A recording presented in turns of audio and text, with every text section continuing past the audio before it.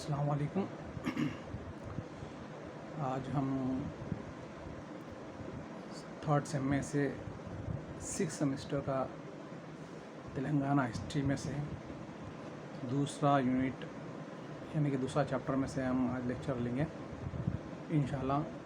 تو ظاہر سی بات ہے لاسٹ کلاس میں ہم لوگوں نے میر عثمان علی خان ہفتم اور آپ کے نظام الملک آصف جاہ اول اور ان کے میر تراب علی خان سالار جنگ اول کے بارے میں تفصیل سے جائزہ لیے تھے۔ تو آج جو ہے آج کی کلاس میں ہم لوگ تلنگانہ میں سماجی، ثقافتی، سیاسی بیداری۔ اب دیکھیے بیداری کے معنی تو آپ لوگ سمجھتے ہیں کہ بیداری سے مراد شعور پیدا کرنا، لوگوں کے سامنے کسی بھی واقعے کو یا کسی بھی تہذیب کو یا کسی بھی سیاسی واقعے کو بیان کرنا، کھل کر رکھنا، تاکہ لوگ اس واقعے سے، اس تہذیب سے، اس سماجی حالات سے پوری طرح سے واقفیت ہو جانا، یہ بیداری کہلاتی ہے۔ تو یعنی کہ ایک معنوں میں یہ کہا جا سکتا ہے کہ لوگوں کو باشعور بنانا۔ اب ظاہر سی بات ہے باشعور جب انسان میں تعلیمی رجحان بڑھتا ہے اور انسان تعلیم یافتہ ہوتا ہے تو وہ کسی بھی واقعے کو سمجھنے کی صلاحیت رکھتا ہے۔ ویسے تو یہ نہیں کہہ سکتے کہ کم پڑھے لکھے لوگ یا پھر اس زمانے میں تو بہت کم لوگ پڑھے لکھے تھے، لیکن واقعات کو سمجھتے تھے، ثقافت کو سمجھتے تھے، تہذیب کو سمجھتے تھے، سیاست کو سمجھتے تھے۔ لیکن جیسے جیسے برطانیہ دور میں جس طرح سے ہندوستان میں حالات بنے تھے جس کی وجہ سے لوگ جو ہے مغربی تعلیم اور آپ کے سائنسی تعلیم کی طرف رجحان بڑھ رہا تھا، تو ظاہر سی بات ہے یہ کم لوگوں میں تھی یہ بات۔ تو یہ بات سائنسی رجحان پیدا کرنا اور آپ کا کیا بولتے مغربی تعلیم کی طرف رجحان پیدا کرنا اور انگریزی تعلیم سے لوگوں کی دلچسپی پیدا کرنا، یہ ساری باتیں لوگوں تک پہنچانا بیداری کہلاتی ہے، شعور کہلاتی ہے۔ تو اس وقت جو ہے شمالی ہند میں جو حالات تھے لگ بھگ جنوبی ہند میں بھی وہی حالات تھے۔ تو جنوبی ہند میں اس لیے کہہ رہا ہوں کہ یہ تلنگانہ جو ریاست ہے ہماری وہ جنوبی ہند کی ریاست کہلاتی ہے۔ جنوبی ہند میں ہمارا علاقہ آتا ہے تلنگانہ کا۔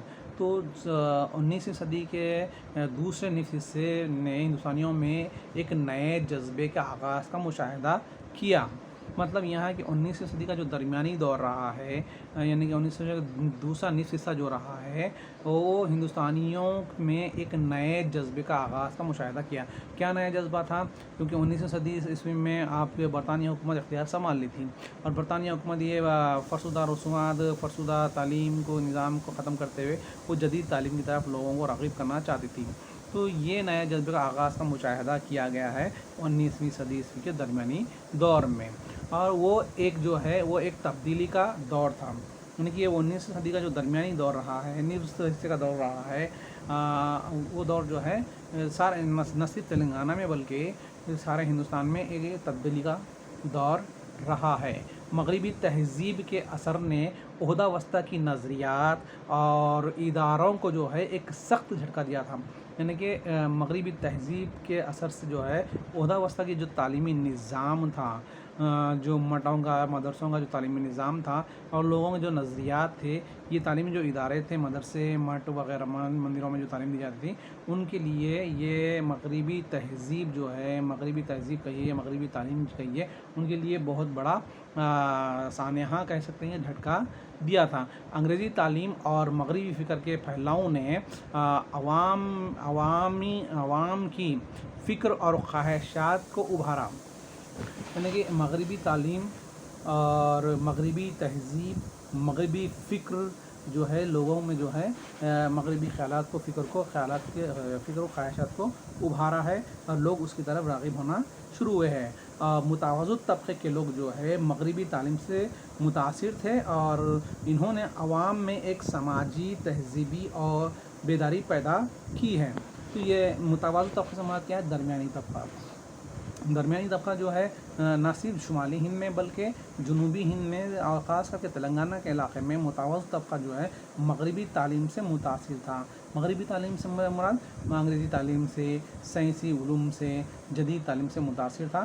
انہوں نے یعنی کہ متوازن طبقے نے عوام میں ایک سماجی اور تہذیبی بیداری پیدا کی تھی۔ یعنی متوسط طبقہ پہلے تو راغب ہو گیا تھا انگریزی تعلیم کی طرف، مغربی تہذیب کی طرف، بعد میں نچلے طبقے کو بھی اس طرف راغب کرنا شروع کیا تھا۔ اس طرح سے سماج میں جو ہے سیاسی اور تہذیبی بیداری پیدا ہوئی ہے۔ تلنگانہ میں حالات کسی بھی طرح باقی ہندوستان سے بہتر نہیں تھے۔ تلنگانہ کے علاقے میں جس طرح سے یہ دور جدوجہد آزادی کا دور بھی رہا ہے، کیونکہ برطانیہ حکومت جو ہے 19 صدی میں اقتدار میں پوری طرح سے ہندوستان میں اپنے اقتدار قائم کر لی تھی، تو ہندوستان میں سیاسی تبدیلی، سیاسی رساکشی چل رہی تھی، کہیں کہیں انقلابات چل رہے تھے، کہیں کہیں تحریکیں چل رہی تھی۔ جس طرح سے شمالی ہند میں ہندوستان کے حالات تھے، اسی طرح سے لگ بھگ جو ہے آپ کے تلنگانہ کے علاقے میں بھی وہی حالات تھے۔ عوام ہر چیز پر تنقید کرنے لگے تھے، عوام جو ہے ہر چیز پر۔ شمالی ہند میں تحریکیں شروع ہوئی تھی جدوجہد آزادی کے لیے، وہاں پہ مذہبی اصلاحی تحریک بھی شروع ہو گئی تھی، جدوجہد آزادی کے لیے تحریک شروع ہو گئی تھی، اور آپ کے برطانیہ حکومت کا اور کیا بولتے ہیں مغربی تعلیم کے خلاف تحریکیں شروع ہو گئی تھی۔ تو لگ بھگ ویسے ہی حالات جو ہے جنوبی ہند میں بھی ہے۔ تو جنوبی ہند کی عوام جو ہے ہر چیز پر تنقید کرنے لگے تھے۔ اب یہ تنقید کر رہے ہیں یعنی کہ انگریزی تعلیم پر تنقید کرنا، سائنسی علوم پر تنقید کرنا، انگریزوں کے اصول بنائے اصولوں پر تنقید کرنا، عوام جو ہے ان مسائل پر تنقید کرنا شروع کر دیے تھے۔ کسی طرح موجودہ احکام، روایتوں اور رسومات کو چیلنج کرنے کے لیے بااختیار ہو چکے تھے۔ کسی طرح سے بھی جو ہے پرانی روایتوں، رسم و رواج، رسومات کو چیلنج کرنے کے لیے بااختیار ہو چکے تھے عوام، یعنی کہ پرانے فرسودہ خیالات، فرسودہ رسومات، فرسودہ تعلیمی نظام، اس کو چیلنج کر رہے تھے اور چیلنج کرنے کے قابل بن گئے تھے، بااختیار ہو چکے تھیں عوام۔ وہ تقریباً جو ہے تمام تحریکوں کے لیے، سماجی تحریکات کے لیے، سماجی سیاسی اصلاحات کے لیے آغاز کنندہ بن چکے تھے۔ یعنی کہ تقریباً عوام جو ہے تمام تحریکوں کے لیے تیار ہو چکی تھی، چاہے وہ سماجی تحریک ہوں دے، چاہے سماجی تحریکات ہوں دے، سیاسی تحریکات ہوں دے یا مذہبی اصلاحی تحریکات ہوں دے، وہ ہر تحریکوں کے لیے آغاز کنندہ بن گئے تھے، یعنی کہ آغاز کے نمائندے بن گئی تھی عوام۔ اس طرح سے جو ہے یہ تبدیلی آنی شروع ہوئی تھی۔ یہ تبدیلی شمالی ہند سے جنوبی ہند کی طرف دیکھنے کو ملی تھی۔ تو یہ عوام جو ہے اس طرح سے ہر تحریک سے جڑنا شروع ہو گئی تھی، کیونکہ لوگ جو باشعور ہو گئے تھے اور اچھے برے کی واقعے سے واقف ہو چکے تھے، اور اس لیے وہ بااختیار ہو گئے تھے۔ جب انسان تعلیم یافتہ ہوتا ہے اور جب انسان دانشور ہوتا ہے تو بااختیار بن جاتا ہے۔ تو عوام میں بھی یہی بات دیکھنے کو ملی تھی کہ لوگ بااختیار ہو گئے تھے اور سماجی کیا بولتے ہیں آپ کے تمام تحریکوں کے لیے جو ہے، سماجی تحریکات کے لیے، سیاسی تحریکات کے لیے، اصلاحات کے لیے یہ آغاز کنندہ بن گئے تھے، آغاز کرنے کے نمائندے یا ممبر بن گئے تھے۔ سماجی پس منظر میں کئی تبدیلیاں واقع ہو چکی تھیں۔ سماجی پس منظر میں یعنی کہ سماجی حالات میں بہت ساری تبدیلیاں رونما ہو چکی تھی۔ سیاسی طور پر کسی بھی علاقے کے عوام جو ہے ایک بہترین حکمرانی کی خواہش رکھتے تھے۔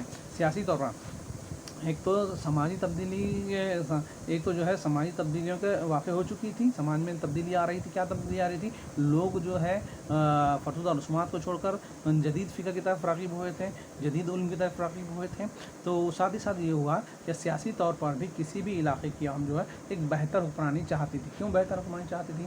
اس لیے بہتر حکمرانی چاہتی تھی کہ برطانیہ حکومت نے ہندوستانی عوام کے ساتھ دوہرا نظریہ اختیار کیا تھا، دوہری شہریت کا نظریہ اختیار کیا تھا، جس کی وجہ سے یہاں کی عوام، چاہے وہ شمالی ہند کی ہوں گے، چاہے وہ جنوبی ہند کی ہوں گے، وہ چاہتے تھے کہ ایک بہترین حکمرانی انہیں میسر ہو، ایک بہتر حکمرانی کی خواہش رکھتے تھے عوام، وہ چاہے جنوبی ہند کی ہوں گے، چاہے وہ شمالی ہند کی ہوں گے۔ یہ تبدیلیاں تھیں، یہ انقلابات کے دور تبدیلیاں تھیں، یہ 19ویں صدی کے 20ویں صدی کے دور کی تبدیلیاں تھیں۔ تو عوام جو اکثر یہ چاہتے تھے کہ ان کے لیے ایک بہتر حکمران ہو، ایک بہتر حکمرانی ہو، اس کی خواہش رکھتے تھے۔ جب وہ ان کی توقعات پر پورا نہیں اتری تو ایسی حکومتوں کو بے دخل کر دیتے تھے۔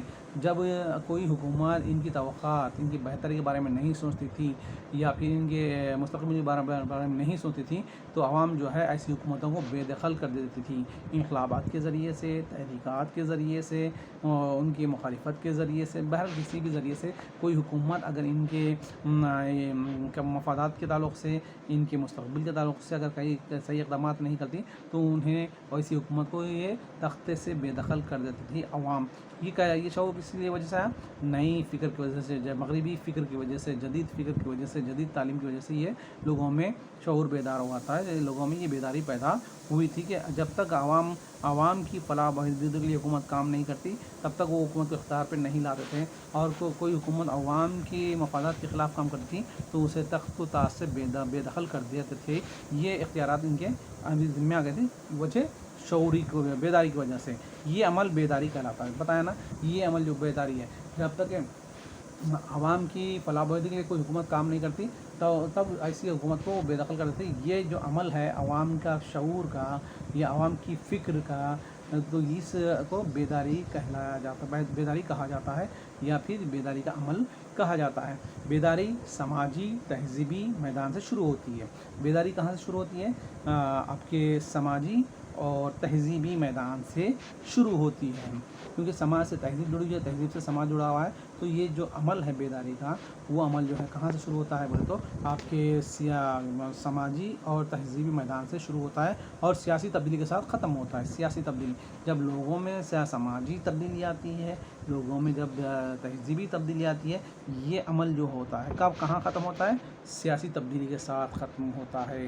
سیاسی تبدیلی ختم، کیونکہ کوئی حکومت عوام کے فلاح بہبودی کے لیے کام نہیں کر رہی ہے یا عوام کی سہولت کے لیے کام نہیں کر رہی ہے تو کہاں سے تبدیلی آتی ہے؟ سماج سے تبدیلی آتی ہے، سماج سے تہذیب سے تبدیلی آتی ہے۔ تو یہ تبدیلی کہاں ختم ہوتی ہے؟ یہ تبدیلی ختم ہوتی ہے سیاسی بیداری کے ساتھ، اور سیاسی تبدیلی کے ساتھ یہ بیداری ختم ہوتی ہے، اس کے بعد سیاسی تبدیلی آنی شروع ہوتی ہے۔ علاقۂ تلنگانہ میں اسی قسم کے واقعات رونما ہوئے، علاقۂ تلنگانہ میں بھی اسی قسم کے واقعات رونما ہوئے، کیونکہ یہ واقعات اس وقت جو ہے 19ویں صدی کے نصف حصے میں شمالی ہند میں ہو رہے تھے۔ شمالی ہند میں عوام جو ہے بیدار ہو چکی تھی، سماجی طور پر، تہذیبی طور پر، وہ چاہتے تھے کہ سیاسی تبدیلی بھی چاہتے تھے، یہ سیاسی تبدیلی کے ساتھ یعنی برطانوی حکومت کا تختہ بے دخل کرنا چاہتے تھے۔ یہی حالات جو ہے، یہی واقعات، اسی قسم کے واقعات جو ہے تلنگانہ کے علاقے میں بھی رونما ہوئے، شمالی ہند سے جنوبی ہند میں آ گئے ہیں۔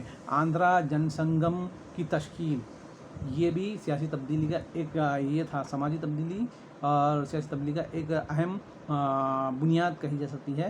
آندھرا جن سنگم کی تشکیل اور اس کے اندر مہا سبھا کی تشکیل تلنگانہ کی عوام کی شناخت و فلاح کے لیے ایک منظم جدوجہد کے آغاز کو ظاہر کرتے ہیں۔ یعنی کہ یہ جو تنظیمیں جو قائم ہوئی تھیں، آندھرا جن سنگم اور آپ کے آندھرا مہا سبھا جو ہے، وہ جو ہے عوام کی شناخت اور فلاح کے لیے ایک منظم جدوجہد کے آغاز کو ظاہر کرتے ہیں۔ یہ دونوں تنظیمیں، یہ دونوں آرگنائزیشنیں سماجی، تہذیبی اور سیاسی بیداری کا تجزیہ، ادبی اور لائبریری تحریکات، آریہ سماج اور آدی ہندی اور دلت تحریکوں کو بھاگیہ ریڈی ورما کے رول کے حیدرآباد میں خواتین کی تحریکات کے آغاز، حیدرآباد ریاستی کانگریس، سوامی رامانند تیرتھ اور وندے ماترم تحریک کے ذریعے کیا جا سکتا ہے۔ یہ میں جتنے آپ کو پڑھ کے سنایا ابھی اس وقت کہ یہ سارے جو شناخت ہے تو سماجی، تہذیبی اور سیاسی بیداری کا تجزیہ، یعنی کہ تین جو سیاسی، سماجی اور تہذیبی بیداری کا جو تجزیہ ہے، وہ تجزیہ کس بات سے لگایا جا سکتا ہے کہ ادبی اور لائبریری تحریکات، آریہ سماج کی تحریک، آریہ سماج کی ابتدا، و آدی ہندو کی تحریک اور دلتوں کی تحریک اور بھاگیہ ریڈی کا انقلابی نعرے، بھاگیہ ریڈی کی جانب سے چلائی جانے والی تحریک اور بھاگیہ ریڈی کا رول، اس میں دلتوں کی تحریک میں بھاگیہ ریڈی کا رول کیا تھا، حیدرآباد میں خواتین کی تحریکات کا آغاز، حیدرآباد ریاستی کانگریس کا قیام، سوامی رامانند تیرتھ کے اقدامات، یہ جو سارے ہیں وندے ماترم تحریک کے ذریعے کیا جا سکتا ہے کہ کوسا سماجی، تہذیبی اور سیاسی بیداری کا تجزیہ ہم ان تمام لوگوں کے، ان تمام تحریکات کے ذریعے کر سکتے ہیں، تو اندازہ کر سکتے ہیں کہ یہ سارے جو میں ابھی بتایا ہوں وہ جنوبی ہند ریاست تلنگانہ میں شروع ہوئے تھے۔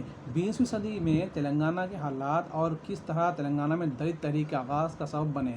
20ویں صدی میں تلنگانہ کے حالات جو ہے کس طرح سے تلنگانہ میں دلت تحریک کا آغاز بنے۔ اب دلت بولے تو معلوم ہے آپ لوگوں کو، زیادہ تفصیل میں جانے کی ضرورت نہیں ہے اس میں۔ تو دلت جو طبقہ تھا وہ بچھڑا ہوا طبقہ تھا تلنگانہ کا، وہ تلنگانہ کے دلت طبقے نے اپنے حقوق کے لیے، اپنے عزت نفس کے لیے تحریکات شروع کی تھی۔ تو یہ 20ویں صدی کے دور کا آغاز رہا ہے۔ تو تلنگانہ کی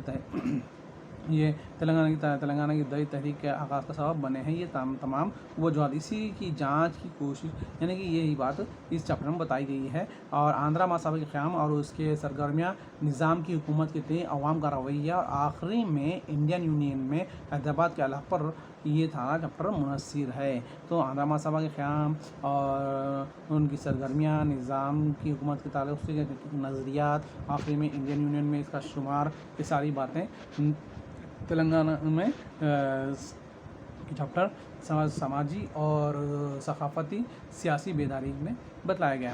تو یہ ساری تبدیلی دیکھنے کو ملی ہے۔ اب تو تلنگانہ کی عہد کیا تھی، تلنگانہ کس طرح سے عمل میں آیا، تلنگانہ کی عوام کس طرح سے اس سے جڑی ہے، اور تلنگانہ کی عوام نے کس طرح سے جدوجہد آزادی میں حصہ لیا تھا، اور تلنگانہ کی عوام اپنے تعلق سے کیا اقدامات کری تھی، یہ ساری بات اس میں ہے۔ تلنگانہ کا علاقہ ریاست حیدرآباد، مراٹھواڑہ اور کرناٹک پر مشتمل ہے۔ تلنگانہ کا جو علاقہ ہے پرانے اعتبار سے دیکھا جائے تو اس میں 3 ریاستوں کے اضلاع شامل تھے۔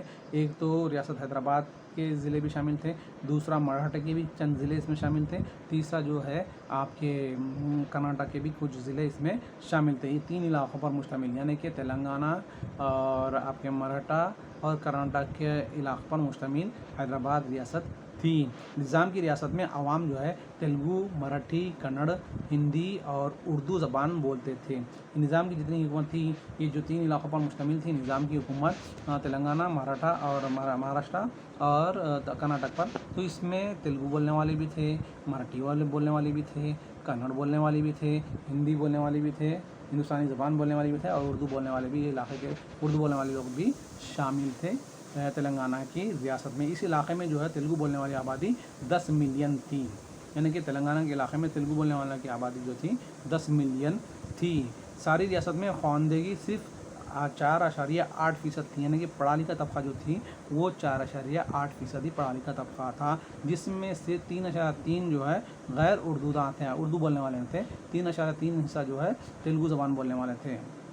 پورا جو خواندگی کا فیصد تھا وہ 4.8% تھا پڑھا لکھا طبقہ، اس میں سے 3.3% جو لوگ تھے وہ اردو نہیں بولتے تھے بلکہ دیگر زبانیں بولتے تھے، تیلگو، مراٹھی، کنڑ وغیرہ جو بھی ہے اس علاقے کی زبان وہ زبان بولتے ہیں۔ اور مجموعی آبادی کا یہ جو حصہ ہے 49%، یعنی کل آبادی کا یہ 49% تھا جو دیگر زبانیں بولتے تھے، اردو نہیں بولتے تھے۔ وسطانیہ اور تحتانوی مدرسوں میں ذریعہ تعلیم اردو تھا۔ وسطانیہ اور تحتانویہ جو مدرسے تھے اس وقت، وسطانیہ اور تحتانویہ یعنی کہ پریمری، اپر پریمری، ہائی اسکول جو بھی نظام تھا اس وقت کا، جس کو وسطانیہ اور تحتانویہ مدرسے کہا جاتا تھا، اس میں وہ ذریعہ تعلیم جو تھا اردو تھا۔